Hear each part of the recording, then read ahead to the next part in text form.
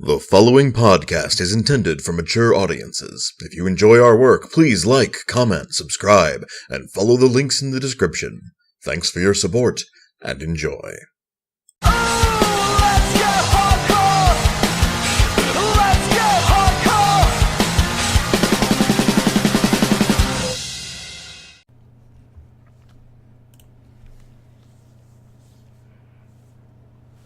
Greetings and salutations, listener. It is I, Eric J. Chucky, joined, as always, by my guy to the right of me, the boy. Wow, okay, hey. This is the Two Nerds Podcast, where we can't come up with a decent introduction to save half of our lives. This is the 2017 year in review. Yeah, we got through, everybody. So, we did this right at the beginning of the last year in review podcast. So I do want to do it again. That's why I made that joke. The year in review podcast on the Two Nerds Podcast is not a place to talk about all the shitty things that happened, because that's not the energy that we like to put forth into the universe. This is about the stuff we liked this year. More than the list of 10 items that we copied from last year, because it worked so well. I'm sure we're going to talk about plenty of other stuff we've experienced throughout the year, runners up to the various categories, and so on and so forth. So come join us, won't you, on this magical journey into 2018. Hopeful for the future. But let's talk about the past, and let's talk about all the stuff we liked in it. All right. Let's roll off with you, my friend. Favorite game of the year is the category. What was your favorite game that you played this year? Not necessarily that came out this year. I do need to be clear about that. Yeah, We're not cutting edge people. I mean, there's so much shit. Like, you hear about it even on better podcasts like Co-optional. These people who professionally play video games don't have time to play all the video games. There's just too many. There's too many video games. And the same thing happens for movies and whatever. It's $10 a pop at a movie theater. You know, there are only 52 Tuesdays. So even if you're trying to save money, that's only those opportunities. I mean, aside from money for scheduling reasons, it's like the only day of the week we can watch movies. My favorite movie... you confused me. I confused you with movies, I'm sorry. My favorite game this year was a game I started playing this year because Marvel Heroes was destroyed. I started playing it only, not like super recently, but a couple months ago, and largely because I heard Marvel Heroes was going down the drain. No, actually I started before that, and then you did. I think I heard about it on the Co-optional podcast. Dodger loves it. She would. It's Path of Exile. You know how Diablo 2? Alright, now, what's a nice friendly way I can say this? It's the kind of game a Rick and Morty fan would like. Yeah, definitely. It's the kind of game someone who's really into Rick and Morty, maybe has a pickle Rick tattoo, would enjoy. You know this already, but Rob Zombie posted on his Instagram he was so happy to get a pickle Rick ornament for his Christmas tree. It's a good show, Brent. I don't know that it is. It's a good show. Stanley? I don't know that it is. We Rate Dogs Twitter. But Path of Exile is Diablo 2 if you took all the stuff you can optimize in Diablo 2 and made it more fiddly and time-consuming to optimize, which... not always the best thing, and there's certainly downsides to it. I don't think it's a perfect game, but boy howdy do I get a lot of enjoyment out of just sitting down and then a night deletes itself. It's just gone because I've been playing Path of Exile for 12 hours. You know what I think I see you playing a lot over there too is your little territory stealing game. Yeah, that's just a time waster. I wouldn't call it my favorite game. But you play a lot of it. It was almost on what I did most, but something else beat it out. No doubt. You know what? Honestly, I remember when I heard Path of Exile. I want to make a shout out. Someone I work in my day job with. He actually streams. I will ask if he is cool with me mentioning him on the podcast in his streaming channel, and I can direct you to him. I work with him in my day job, and he introduced me to Path of Exile and stole many of my nights thereby. If he's cool with it, just check the description as of... no, this will go up. You'll talk to him before this goes up, right? I'll talk to him on Monday. All right, so just check the description, and his channel will be there, and henceforth. Because we support our friends here at the Two Nerds Podcast. That's how we roll. But it's... I mean, if you've played Diablo 2, you've played the game. I don't feel like I need to describe it more. It's got a really cool dark storyline. You can beat the game just playing it, but if you want to do the end game content, you're basically going to have to follow a guide for building your character. So I've just written off doing the end game content. Much like every other game, that we play. Massively multiplayer game. Yeah, it's just not worth it. No. So what about you, sir? What was your favorite game of 2017? So I haven't finished it yet, so it does retain the capacity to really disappoint me. But I seriously doubt that, just based on previous experience. My game of the year for me that I've played that did not come out this year is Dark Souls 3. Yeah, I specifically want to mention something. We did a Dark Souls podcast. We did. I believe I probably mentioned at the time that having played Dark Souls now, if I had played it at that point, I don't remember. I think you had. That I played it, and I'm good enough to beat it. I could beat that game, but I don't think it was very good. Dark Souls 3 is different. I've played Dark Souls 3. That's good. That's a good-ass video game. That's when I heard about Dark Souls, everyone ranting about how good Dark Souls is. That's what I expected. Well, when I played Dark Souls 1, and gosh, you and I could do a full additional podcast talking about our theories on, game quality, because I've found a lot of interesting things about your preferences, over conversations, a lot of them around Dark Souls and Path of Exile, ironically. It's a very divisive game for us. While we could talk about the ins and outs, I played 1, and I thought it was okay. It was a good game, don't get me wrong. I certainly liked it more than 2, but it wasn't the explosion of cult of personality that I expected it to be. It wasn't. I didn't understand how it got, how everyone loved it. Dark Souls 3, I get it. That's a really good video game. Well, and I get why everyone got into Dark Souls 1 so much, because it was one of those things that... It was the only Dark Souls available at the time. Well, and it's... video game style in terms of... how everybody thinks that... what the hell's his name? J.J. Abrams directed Cloverfield, even though he didn't? Yeah, it's an because he was so responsible for the...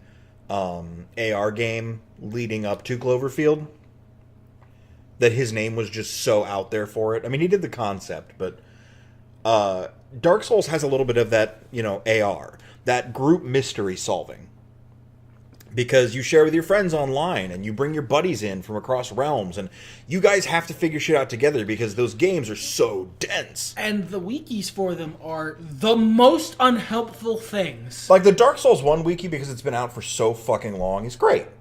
But Dark Souls 2 and 3, not so much. No, those are bad. They're bad. They're bad for referencing things. I check 2 things on the wiki, and that's... sometimes I'll check boss weaknesses, which I haven't had to do so far in Dark Souls 3. And I will check, do I want to keep this boss soul? Yes or no?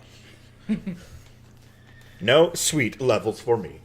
But no, I like Dark Souls 1. I like Dark Souls 2, although ultimately I liked it a lot less. And I love Dark Souls 3. This is definitely in my top 5 games of all time. I need to finish it before I can figure out the exact place for it.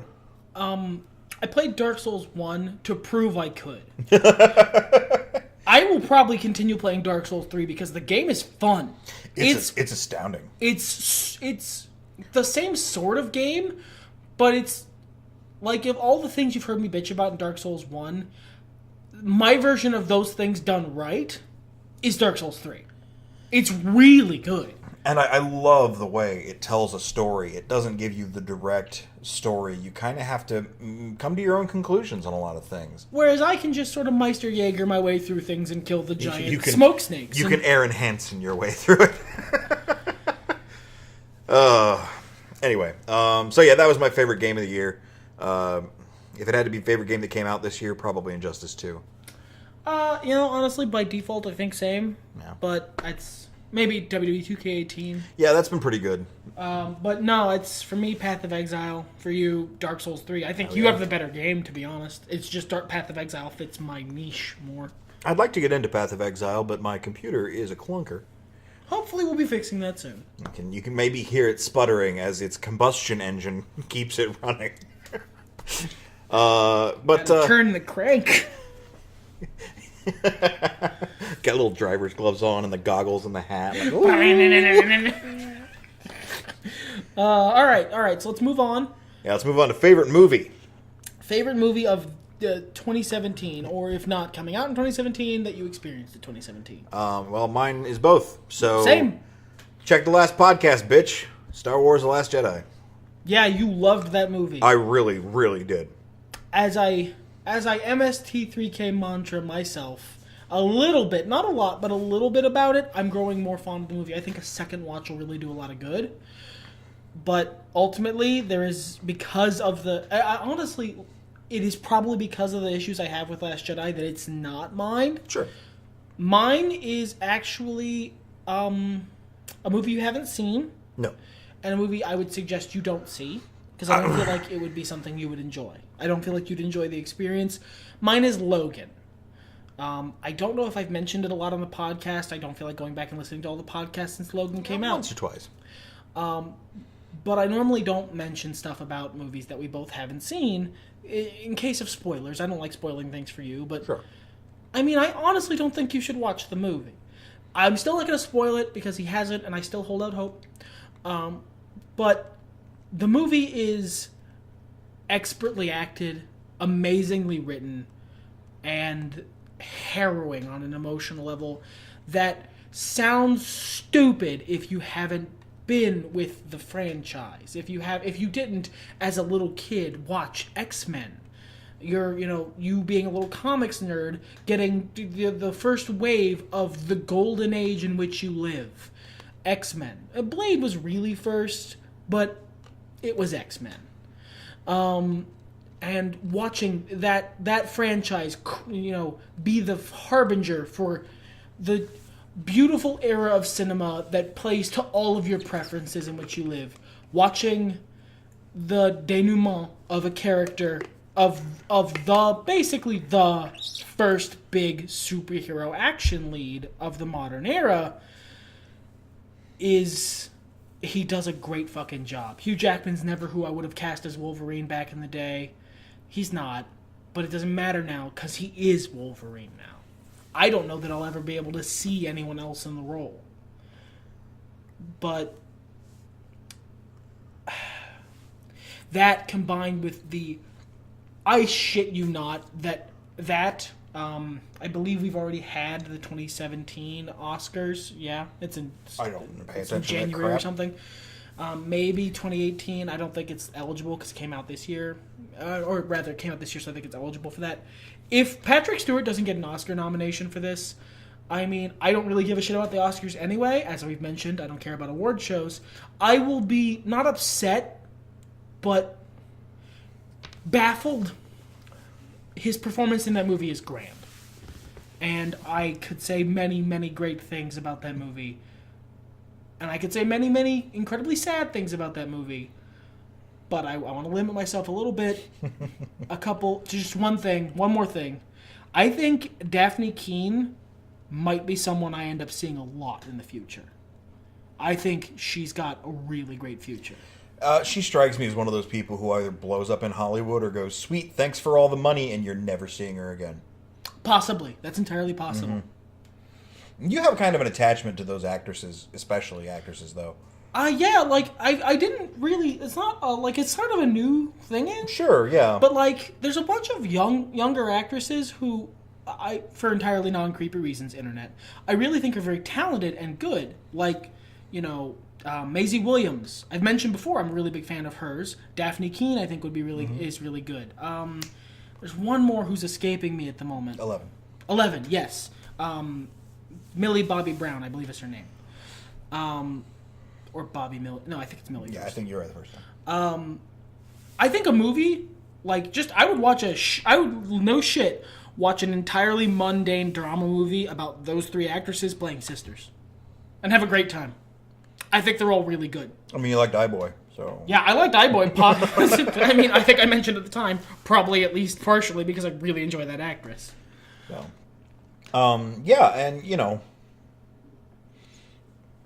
I haven't seen the film, so I can't really agree, but I would agree the other two are really solid actresses, so... What about you, sir? We already did you. Yeah, I was Last Jedi. Yeah, I just didn't have much to say, because it was literally the last podcast. Yeah, that's... Pause this one, hit the like button, Type a comment saying that you're pausing this podcast. Go back, watch the last one, like that, comment on that, come back here, finish the rest of the podcast. There you go. Yeah. All right. So our next category is favorite wrestling event. Yeah, boy. What was your favorite wrestling event this year? A Survivor Series 2017. It was a good show. It really was. It was good booking. The matches were all good. The booking was all good. I had considered it for our podcast of the year, actually, just because we were riding so high on it. Great job, everybody. Yeah. Like, high fives all around. Yeah. I go watch the podcast for more detail because there's not a whole lot. I don't have any It wasn't like a watershed moment. It wasn't like there weren't any matches which were phenomenal, like that they stuck out of my brain even these couple months later. But the show was good. I remember enjoying myself really thoroughly. Yeah, we really had a good time with it. What about you, sir? Well, I'd like to give a shout out, a runner up, an honorable mention. All right. That would be our local wrestling promotion had a show where I got to shake hands with Billy Gunn twice and watch him wrestle in a real live ring, not 20 feet from me. That one gets the shout out. That gets the shout out. Billy Gunn honorable mention. Billy Gunn honorable mention. The actual favorite wrestling event I saw this year, gosh, I believe it was this year, was Triple Mania. That was really this year, wasn't it? That's the Mexican wrestling? Yeah, that's AAA's WrestleMania, as you might be able to figure out. Lucha Libre, it just reminded me of why I love wrestling, and that Lucha is like embodies everything I love about the sport. You know, so much better than Lucha Underground did, because Lucha Underground's quality is. Sometimes it's good. Yeah, but it's patchy. Yeah, Triple Mania did that and better, and it was just fun because it was like the only wrestling event I've ever watched live with my friends, like on the internet, which is a really popular thing to do. But we watched it on Twitch, and like we talked to each other, and we're talking about the matches and the stories going into it and rumors, and man, overall it was just a really great event. I still look back on it really fondly. It's on a VOD on Twitch, so go watch it if you haven't. It was really fun. I don't know that I will, because like I have other stuff I want to do. He doesn't like me very much, was the short answer. It's also 4 hours of wrestling. Yeah, so. no, I know how long it is the thing. I have other shit I want to do. So I went first last time. Let's spin it back around on you. Favorite TV and or web show of the year? There's a lot I could mention. I finally caught up with Stranger Things this year, and that was pretty good. I really liked the first season. Second season was not as good, but still pretty good. We had The Defenders this year. I think I watched Luke Cage this year. All true. I watched a lot of really good TV series, but the shout out I'm going to give is to The Orville. What? I'm trying to go too far into story time, but when I was younger, I spent a lot of time at my dad's house on the weekends. And like Friday night was, get to dad's, go upstairs, fuck around for a little while with whatever game I rented for the weekend, come downstairs, eat dinner, watch Star Trek, go back upstairs and begin my weekend. But it was a tradition. But it was eat dinner, watch Star Trek. And like other stuff replaced it. Sometimes it'd be Walker, Texas Ranger, hence my love for Longmire. Sometimes it would be, once I got a little older, a lot of procedural cop dramas, and even when I was younger, it was stuff like, what the hell was that name of the show with the Mountie? I don't know, buddy. The Mountie? No, I can't remember off the top of my head, but his name was something Frazier, I believe. Anyway, The Orville is the Star Trek that I haven't seen in, 14 years, maybe longer. I liked Voyager when I was a kid, but that's because I was a stupid fucking kid. I still like a lot of the characters and a lot of the notes, but the series does not ring well. This in Deep Space Nine. I don't care for it. There's a lot of great moments. Don't get me wrong. I like Odo, and there's something to be said for their captain. Very interesting portrayal, very interesting choices there. But it just doesn't twinge for me, man. Nothing does like the Next Generation. And this is the Next Generation, but like, instead of the Paragons of Humanity... 17% funnier. Well, yeah, and there's a lot more obvious jokes. It's modern humor, but it's not too much. They still have those important moments. They still have those cultural moments. They still have those, emotional moments. It's good shit. There's not a character on this show, regular anyway, that I dislike. and that's rare for me to say. Yeah, I mean, you guys listen to the podcast. Yeah. It's just a fantastic show. I can't wait to watch season 2. Very excited for it. Yeah, what about you, friend? This one gets our Samesies Award for the year. Samesies. It's The Orville. He's right. As a kid, when I had time to myself, I ended up watching a lot of Star Trek because The Next Generation was in syndication, and people who were very formative in my life really love Star Trek. So I ended up watching a lot of Star Trek. Mm-hmm. And it's Star Trek. It's good Star Trek again, and it's been a long, long time since I've been able to have good Star Trek. So, yeah, The Orville. The Orville is my favorite TV show this year, and in terms of actual TV shows, it's not close. And even if you add in web shows, I couldn't think of one that I wanted to put more. Sometimes it doesn't necessarily matter about the quality of something or the emotional resonance or the seriousness or the pathos or whatever. Sometimes it just matters where it hits you. You know, and if it's close enough to home that you're like, yeah, this is my thing, and I got it again. Speaking of honorable mention thing, surprise of the year is a later category. I just thought of a surprise of the year honorable mention. I'm going to keep it in my back pocket. Okay. It just occurred to me. Well, it's soon, so let's go ahead and get through favorite RPG character of the year. Boy, who was your favorite RPG character that you played this year? We didn't play many, but there were some standouts. Yeah, there were some standouts, and I specifically didn't do play because what we do for RPG character of the year isn't RPG games. It's characters we're responsible for, play by post role playing or pen and paper. And to be honest, I didn't do a wealth of that this year, but the ones I did really stuck with me to a great extent. Mm-hmm. My favorite one is Darrell Durand. He's a character I've played in a couple other places elsewhere. This is a different version, a younger version. I've always wanted to play a superhero game. I think it's a really fun genre. I think it would be fun to roleplay, and it hits a lot of character and motivation and thematic notes that the genre does that I love. As you may be able to tell from the fact that all my favorite movies are superhero movies, and I love comics, and all that shit. So we had some time to roleplay, but the other members of our regular role-playing group were busy with other things. So we were trying to find ways to roleplay just me and White. Like one of us DMs, the other one plays a character, and trying to see. Which is weird because you and I specifically, as close as we are as people, have had a lot of hard times. Hard times, Daddy. Trying to put together a one-on-one role-playing session. It's a different vibe. It is. And I pulled it off with others before who I would honestly say are less good at DMing. But still it somehow worked. Maybe it's because they're less good. It's such a different vibe, it's hard to do. You managed really well for a while with a game where I was playing a member of Young Justice. I played Darrell Durand as Static, and it was a superhero cartoon. It was DCAU superhero cartoon. It was fun. It had those emotional resonance moments. It felt right, and that's so hard to do. And if I could have one of the many games that have fallen apart this year back, it wouldn't be close. Well, I'm not writing it off because I really enjoyed the backstory I set up for that and a lot of other things. It's very taxing to run, though. And it's hard to keep up drama without making it like teen drama. Because it's one of those things where, you're an adult playing a teenager. So we all tend to be reasonable instead of not for no reason. So it's hard to remember that sometimes teenagers are just crazy people for no reason. I gotta get them hormones flowing or something. I don't know. But I was lucky enough to spend a lot of my time early this year playing in an actual brick and mortar friendly local game store.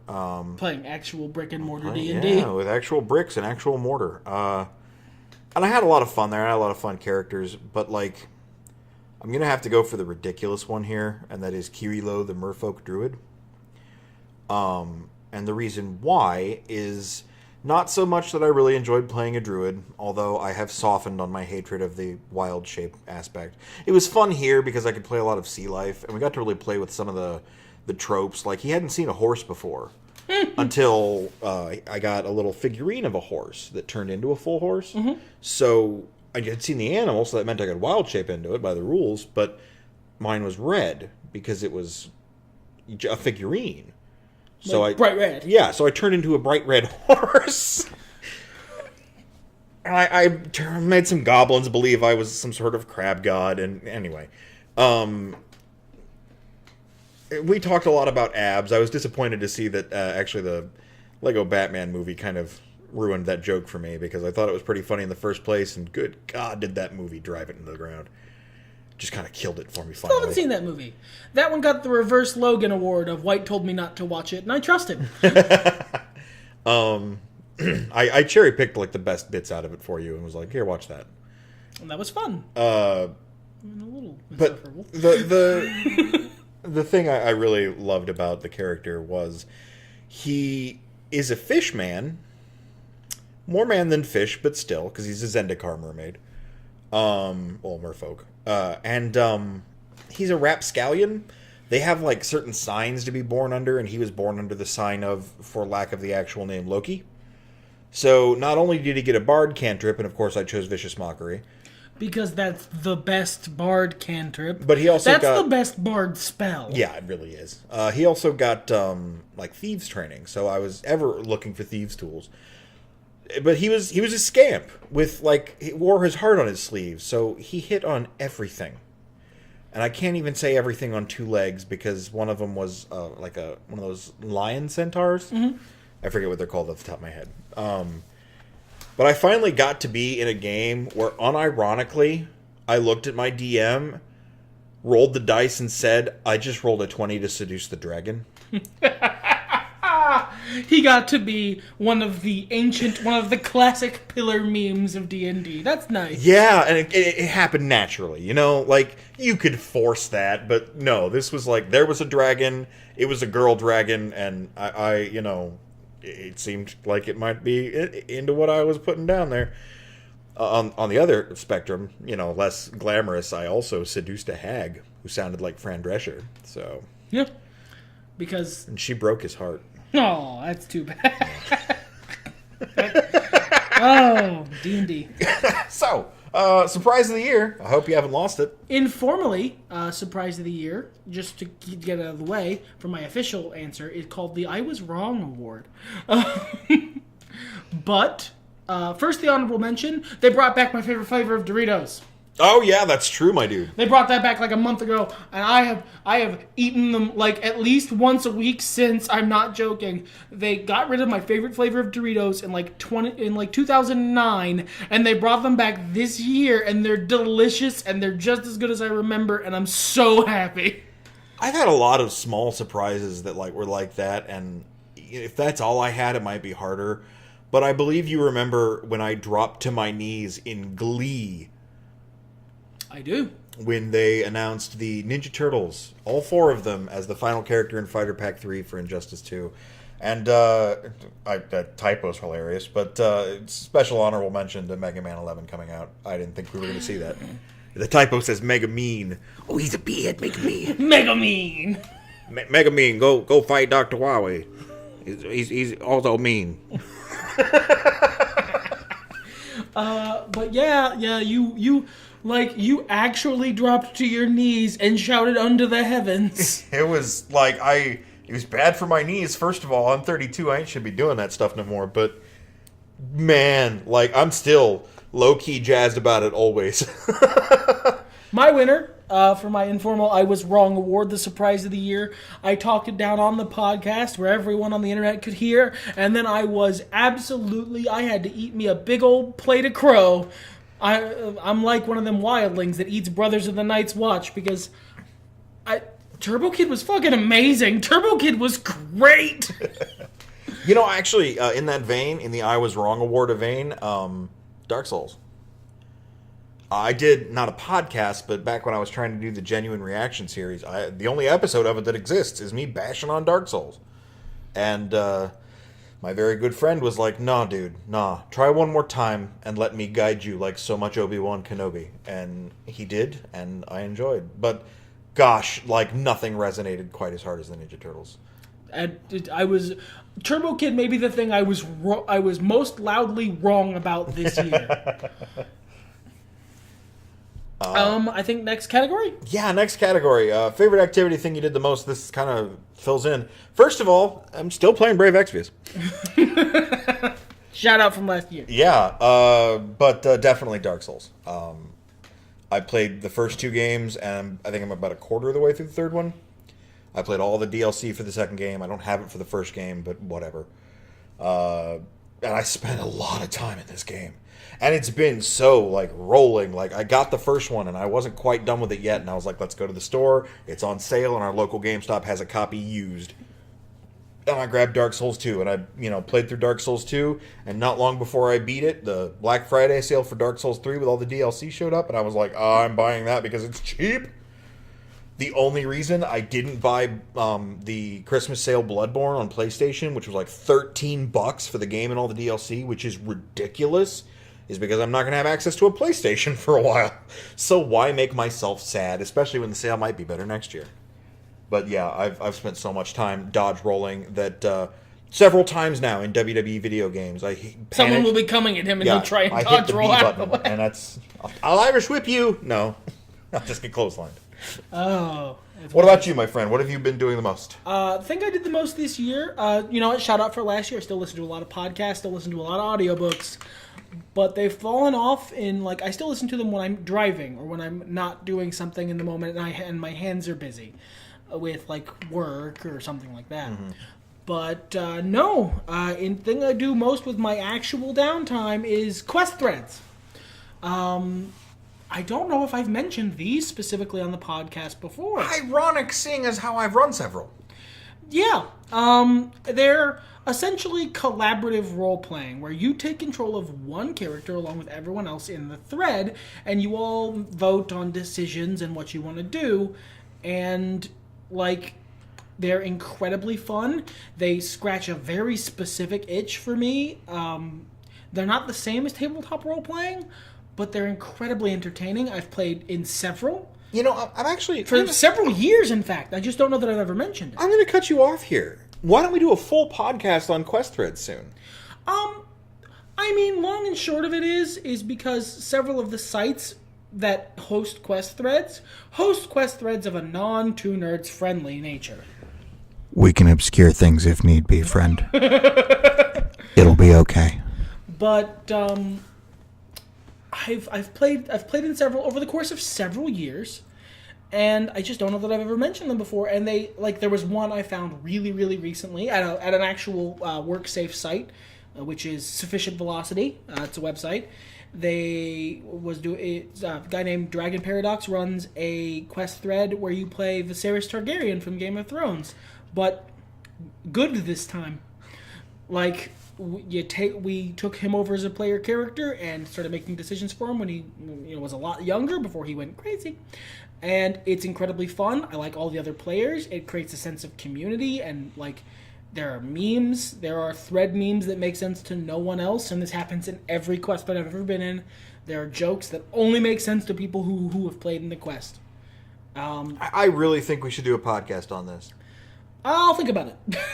I've got enough to contribute. Oh, good. So I think we can manage something. Because, I've been doing quest threads and shit for years. One of the biggest moments of my internet life was being able to participate in a legendary quest thread. A very legendary quest thread at one of the sites where I go to for quest threads that hosts very non-two nerds friendly content.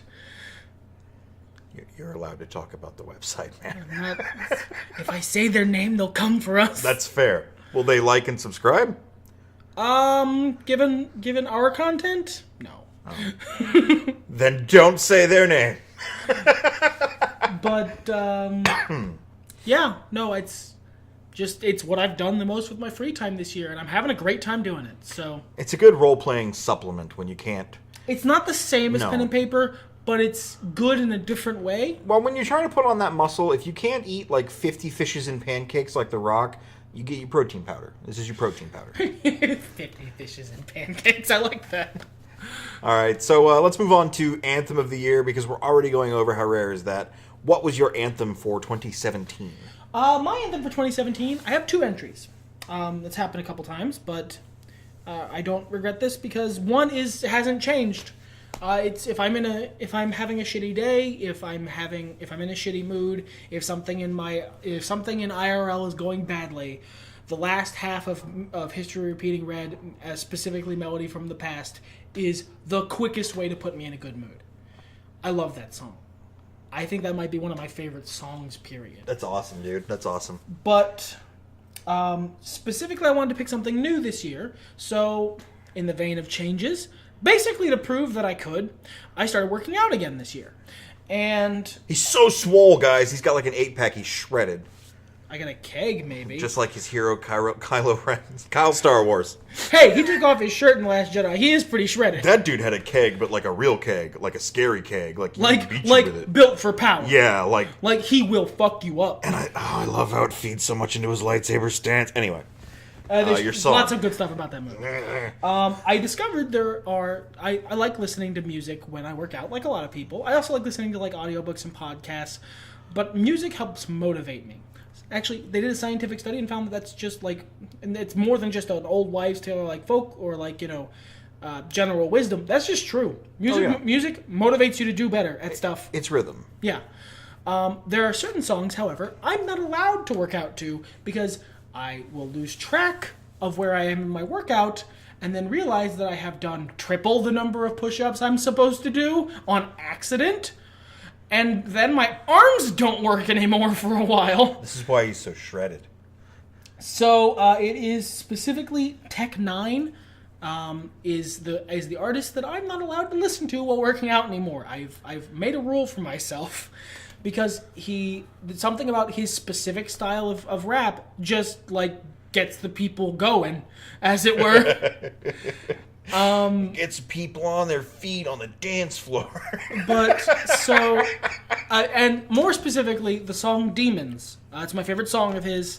That's what caused the mimetic. I was only supposed to do X number of push-ups, and I did 3 times that many without noticing because "Demons" was on, and I just kept doing push-ups. I like listening to Tech 9 when he has guest verses from Busta, or if they do a joint together, because like. It's like regular rap in a blender. I mean, it's just so fast and so also, diced. It's pretty clear they're like competing. Oh yeah, oh hell yeah. Because Busta's always had that flow. That's what really drew me to him when I was in high school. He's just so smooth and so fast. Those two things at the same time are hard. Usually, your faster rappers are choppy, but no, dude. It's so impressive from a technical standpoint, and it's one of those things that like. Practice will get you a lot of places. Practice can make you very good at things. But there's a line.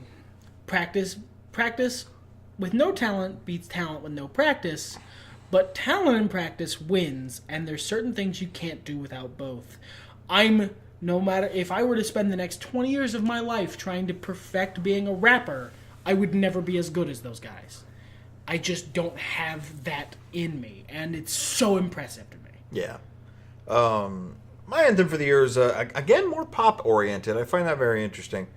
Bruno Mars has been doing amazing music since his first couple albums. Once he decided to bite on other people's style, that guy really, really blew up. Yeah, he's like, as an homage artist, he's fucking amazing. Specifically speaking, 24 Karat Magic, which I believe came out late last year, but I've been kind of listening to it almost every time I get in the car this year. Until I found my grunge station. Unlike your anthem of last year, I like this song. Yeah. I really dig it. It's got good flow. It's really fun, really high-spirited. And it's nice to have a self-aggrandizing anthem that, like, doesn't feel too specific to anything that I can kind of, like, relate to, you know? Mm-hmm. So, yeah, I really dug that. There's a lot of other great songs that have been out this year, a lot of incredible albums and, music that really... It's actually not a bad year for music, all things considered. It's a bad year for pop music, but everything else, yeah. Well, pop music this year has been so sad and dirge-like. I'm looking forward to Todd and the Shadows to bottom 10. Oh, yeah. It's just your funeral mixtape for the next 20 years. But, Yeah, 24 Karat Magic, Bruno Mars. Let's tie this off with the podcast of the year. I believe we have the same thing because I totally copped yours. Yeah, it's Samesies award because, you know what? No, this is just the best podcast we did this year. I thought we had a really good energy one recently. Ones, but this is the best podcast we did this year. And more to the point, I said it at the time, I say it all the time, I actually listened to like 2 or 3 podcasts of ours today, and I've said it, I think, on every one of them. Apocalypse Family album is the podcast I wanted to exist when we started doing this podcast. That's what our conversations sound like. The things that made me and White friends. If you listen to Apocalypse Family album, that's what it sounds like when we're just having a good time. Yeah. It's pure, like, and it's a pure injection of what it feels like to hang around with my brother. Well, and it's like it's that genuine reaction, man. It's that thing I crave so much in media. Because we can watch a pay-per-view and then come to you guys and be like, oh yeah, we like this part, we didn't like that part. But you're not there when we're chanting or singing along or marking out or getting pissed, Whereas with Apocalypse Family album, you were getting raw reactions. Like it's literally what it sounds like. The wackadoo conversations, I use that term a lot when I mention this. The odd or strange or amusing conversations we have over the course of, like, usually overnight in the middle of the night. Just before bed, thus increasing bedtime. That stuff that really bonded us together when we first met, even. The first thing we ever did was have a genuine reaction to something together. Yeah. And it's just, I can't manufacture it. And it's so good to have that on the internet. Hell yeah, dude. Even if, and I want to bring that stuff to you, the listener, because I feel like it's the kind of really positive experience that I want to put out in the world. But also, I mean, from a purely selfish standpoint, I always have that now. That podcast is on the internet forever, and it's mine now. I don't have I can't overstate enough how important that is to me. Well, I as a person who keeps records, okay, I spreadsheet a lot of stuff to the point that it's become kind of like a meme. I don't want to say a joke because I don't think it's at my expense, but it's a fun thing to point out that White has a spreadsheet for that. I like to keep track of various video game things, records, characters. I'm in the process of moving an entire archive of every wrestling character I've ever created from the internet to a local drive and then a OneDrive or Google Drive or whatever. Just so that I can, if I need to reference that shit, I can do it later. And I want to do that again with other characters who have nothing to do with wrestling. I mentioned this. Did I mention? No, I mentioned this on Instagram. If you guys follow me, I don't think my Insta's in the description, but Twitter as well. When we moved a couple years ago, I want to say 6, maybe longer, 8 years ago, I lost pretty much all of my old sketchbooks and all of my old notebooks. It was an elective decision to leave them behind. It wasn't worth it. And I don't regret that, but I feel less complete missing that information. So, I want you to think for a second, listener, I'm going to get a little real with you here. If you can stop and imagine a friend that you don't talk to as much anymore, or even someone you see every day, a great conversation you guys had, that you bonded over, that you laughed over, that you had really thought-provoking shit over. If you could keep that in its original form, 100%, and just archive it, or share it with the rest of the world, I mean, what an opportunity for reflection, for recollection, and for sharing, like I said. I completely understand where you're coming from there, because keeping information so that you don't have to go through all the work of trying to remember it. It's literally the only reason I still do movie homework. Yeah, no, sure, definitely. I do this thing, I've mentioned on the podcast before, I'm sure, where I list on my Facebook every movie I watch. Please don't follow us on Facebook. Yeah, that's creepy. Unless you're someone who already does, in which case you're probably a member of my family or one of my personal friends. I'm probably already creepy. Hey, true. But I list everything every movie I watch along with one of my favorite lines, and I put a picture up. And I do it solely so that I can remember, did I watch this movie? When did I watch this movie? I've been doing it since 2013. I don't see myself stopping. It occasionally is kind of a little bit of a pain in the ass, but it's worth it because I like having the records. It's just such a good tool to remember things. I was doing it for video games for a while, but I started playing so many indie games, it was hard to get screenshots. And then a lot of games I played don't have lines. So, what was your favorite line in this game? How do I phoneticize that? But yeah, it's just nice to be able to look back and go, these are the things I accomplished. You know, even if all you're accomplishing is watching a film or playing a game or something that's not terribly important. I absorb media. That's what I do. Yeah. Like, I am that person. I'm not going to be, the next best. I'm not going to be the next great writer or director or anything like that. That's not who I am. I absorb media. I'm okay with that. Mega Ran said it best, I think, and I'm paraphrasing here because I don't remember stuff so good. There need to be a lot fewer wannabe rappers and a lot more fans. I'm a fan. Talking about things that I enjoy is something that gets me through my days. And it's something I genuinely enjoy bringing to you because it's something I can bring to you. Yep. We're always happy to have you guys here. I appreciate all the comments on the videos. This is to a stellar 2018 that I believe we will all have. And until then, everything's better when nerds talk about it. Fuck it, let's get hardcore!